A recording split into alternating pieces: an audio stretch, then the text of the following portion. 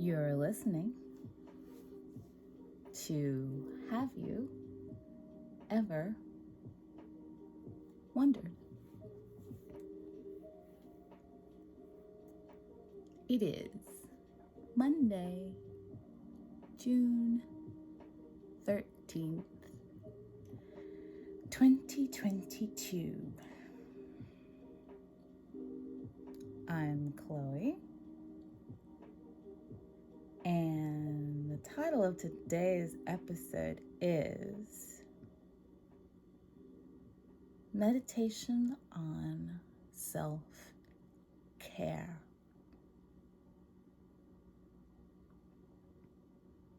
I gotta say, from audio people, sometimes when I say audio people, I mean people who primarily take in this show as an audio podcast and not watching the video. And sometimes when I say audio people, I mean people who have a background in audio, visual, technical things and understand the words when I use them.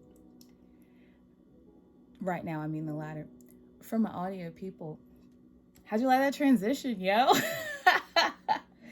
Almost 2 weeks in, and man, transitions are so important. Anyway, I think that went better. Okay, I just had to say that out loud because it's the truth. Anyway, self-care, man, was on my mind because of something that happened to me yesterday. So let me tell you about it. But I'll give you a little background first. Self used to be a bad word for me. Not like an expletive, but kind of close to that because of the way that I was raised. Like selflessness and a lack of ego were always your main goal, and they're still noble in the right context. But being raised like that without understanding that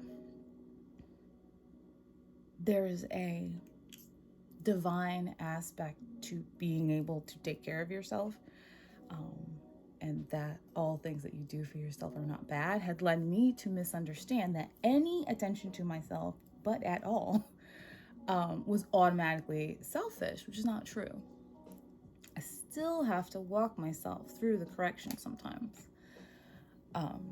Actually kind of a lot sometimes.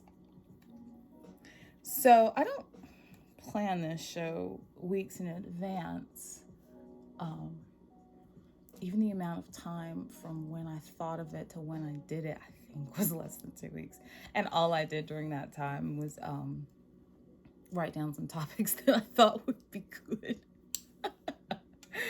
And I may have edited that first conversation with me and Elle. We got to give him a nickname because referring to people by one initial is bothersome to me sometimes. It's awkward to say.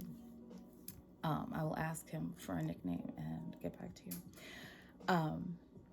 But what I have generally is like a loose idea of things that may or may not be relevant. And then I go through the list and I see, or add to the list as I think of things, and then see what is resonating with me and what can provide enough inspiration that I could actually talk about it the next day. And that's what I plan for. And then if it needs any support of research or audio or whatever, then I'll go for that. And that's what happened with this. So I'm a very goal-oriented person.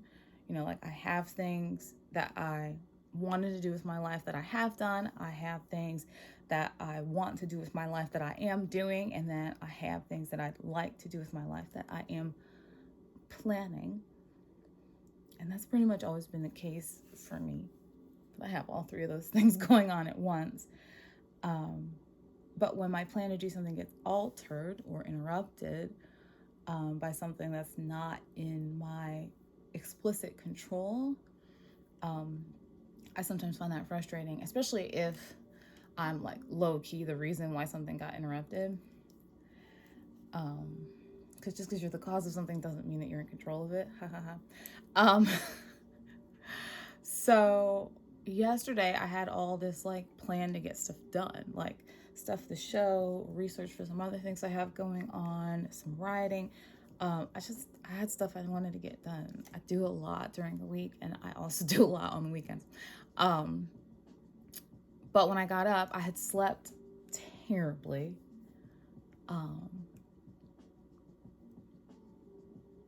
It doesn't happen anymore, but I used to have night terrors, and like even as an adult, and I had a dream that was like, oof, borderline, like in that territory. And so I like woke up every 2 hours for the whole night. And so when I woke up, I was exhausted and I couldn't focus on anything. So I was like, maybe I need some extra rest, question mark. And then immediately I felt guilty because rest, another bad word. So when I was younger, my siblings can attest to this if you would like to ask either or both of them, I was constantly being made to feel like, not just me, them too, that prioritizing rest was illicit in some way. So it's like, what about the chores? What the homework? What that thing I asked you to do? What about the thing I didn't ask you to do, but I just wanted you to read my mind and do it on your own? Why are you just sitting there? Why haven't you gotten anything done? Why are you still asleep? I'm coming in to wake you up. Get up, go, be, do, behave. Go, go, go, go, go. How do you shape that mindset? How do you rest in that mindset? You don't. And then how do you learn to rest after spending years under that mindset? One moment of rest at a time, I guess. So guilt-free rest is really difficult for me to come by. It's not that I never like chill and watch a movie or something. It's just that in the back of my mind, there's always this like running narrative of like what else I should be doing or could be doing. But recently, I've been trying to allow that thing, that guilt-free rest. So like feel the guilt, acknowledge it, and then put it away, and then just be left with the rest and not the guilt. You can do that with a lot of things that cause guilt or shame, because I don't know that there's much point to either of those things. Like it lets you acknowledge that there's a difference between what you think your values are and what your current actions are. And I think that's a healthy acknowledgement, but then you got to figure out like what to do with it. You can't just like live under guilt and shame all the time.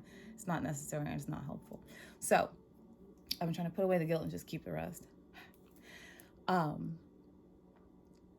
And then let that process be a part of like an anchor, to my personal self-care. So for me, it's not like going to a salon to have my hair and nails done. I actually do both of those things myself.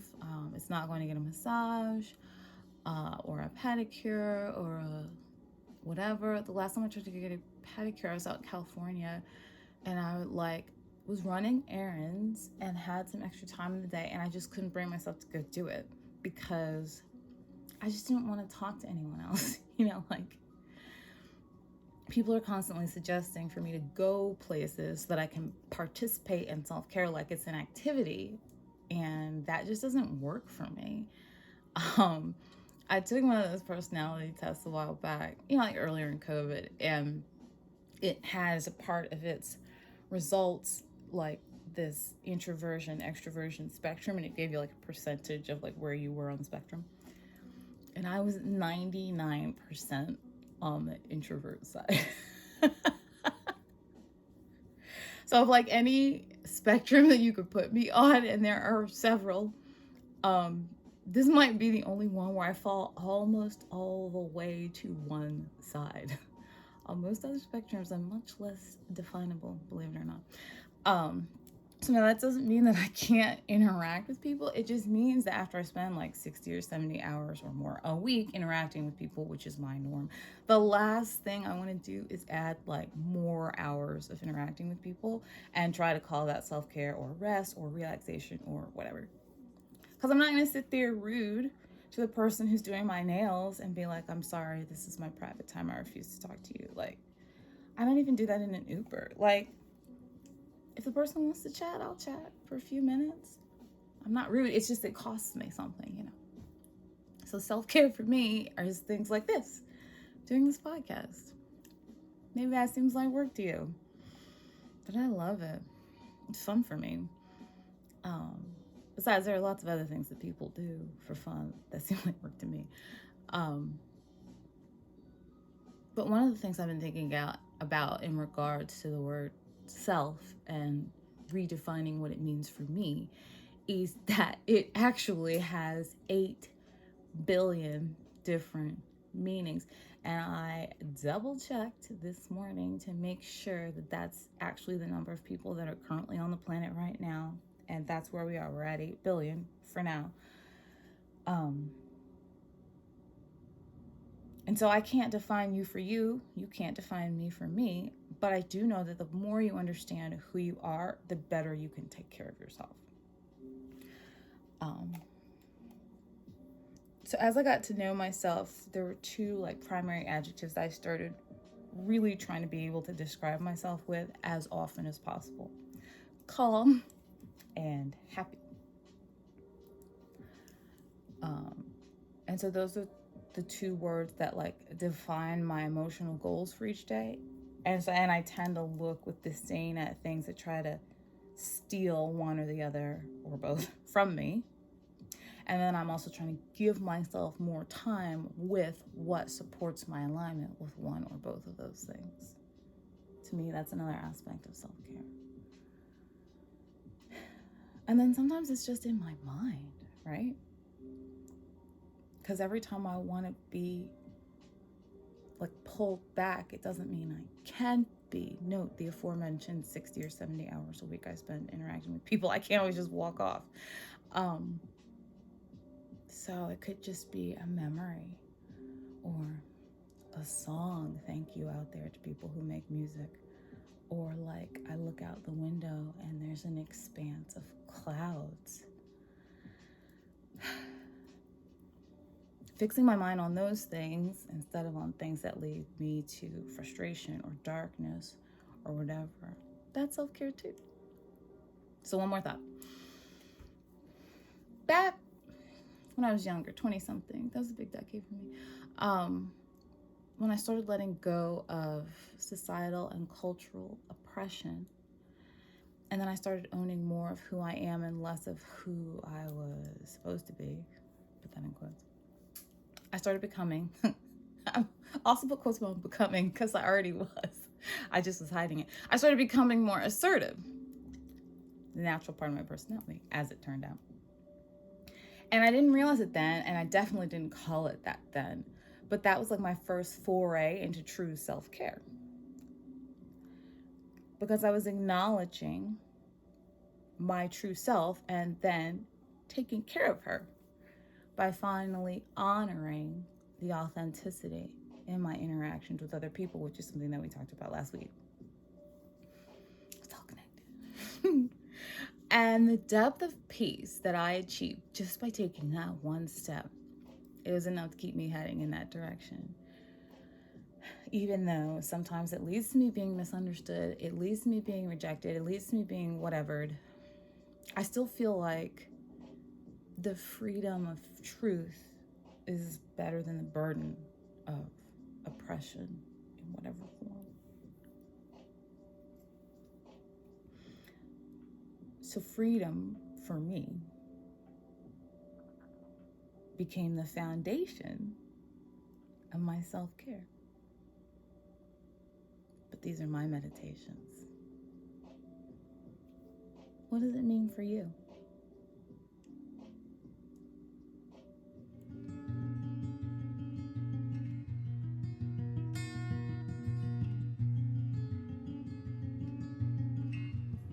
Hello, poetry time. Yes, I do dance to the music sometimes. I mean, a nice beat, what? Here's the thing. Today's poetry time is a little bit different. So I was doing some reading. I was actually on Instagram, as one is at times. And I read someone's post, 2. I'm actually going to discuss 2. And that's going to be poetry time. Stay with me. This person was going through words that had different meanings in other languages that were difficult to translate into English. And I love languages, so I thought that was kind of fascinating.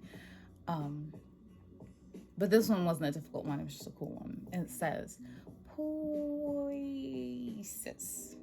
I don't speak Greek. Let me try it again. Go look it up. Poiesis. Poiesis. The word poetry comes from the Greek word poiesis, which means a making. And so the person says, if you've made it, it's poetry. It's a broad definition, but like it's also kind of cool. And it led me to pull this other thing that I read that really is poetry. But it's a description of the poem and not the poem itself.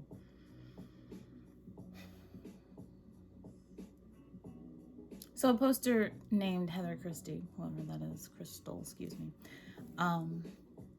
says, once a first grader asked me how long a poem had to be, which is a great question.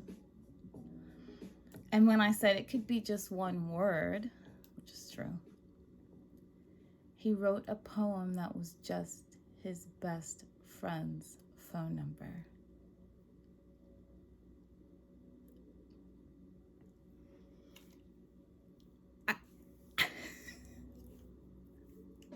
I will do that too, right? I could do that.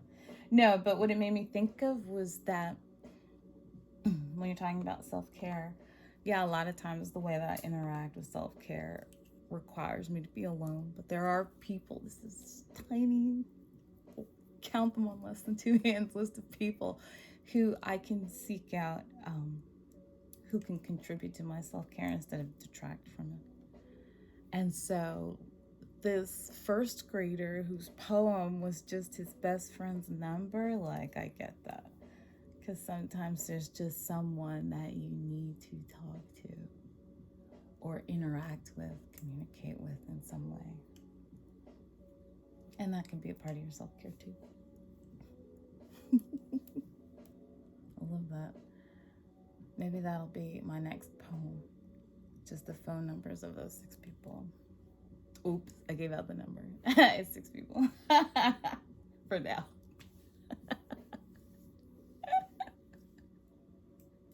I said it was less than 10. So we should talk about this again, right? Self-care. I think it's going to come up again, so we'll plan on it for later. But these were the meditations I had between yesterday when I decided to do this and this morning. Update. We're on Spotify, we're on YouTube, we're on iHeart, we're on Spreaker anytime. Also live 6:15 a.m. Eastern, i.e. right now. But we're also now on Apple Podcasts. I know some of you love to hit up your Apple Podcasts. You love to send them to people in iMessage. We're expanding, so you can do it that way now too. I will let you know when more platforms come live. Thanks for listening, guys. Have a great one. See you tomorrow.